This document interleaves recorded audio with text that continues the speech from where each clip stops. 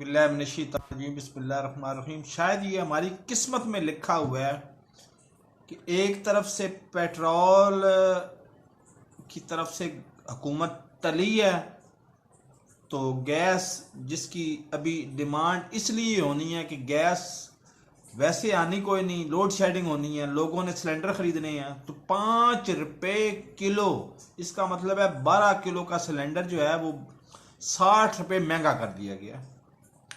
तो ये किसी और का कसूर नहीं है, ये हमारा कसूर है, हमारी कौम का मुंतखब करने वाले जो हम वोटर हैं ना, हमारा कसूर है।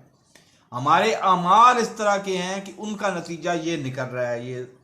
ये बड़ा वाज़ेह फरमान भी है नबी करीम सल्लल्लाहु अलैहि वसल्लम का कि हुक्मरान जो है वो अवाम के अमाल का अक्स होते हैं।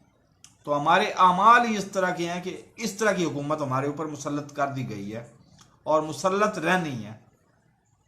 नए आने वाले नाजरीन से गुजारिश है, चैनल को सब्सक्राइब करें, साथ लगे बेल आइकन को दबा के ऑल नोटिफिकेशन को ऑन कर दें ताकि मेरी हर नई आने वाली वीडियो का नोटिफिकेशन आपको बर वक्त मिल सके। अल्लाह हाफिज़।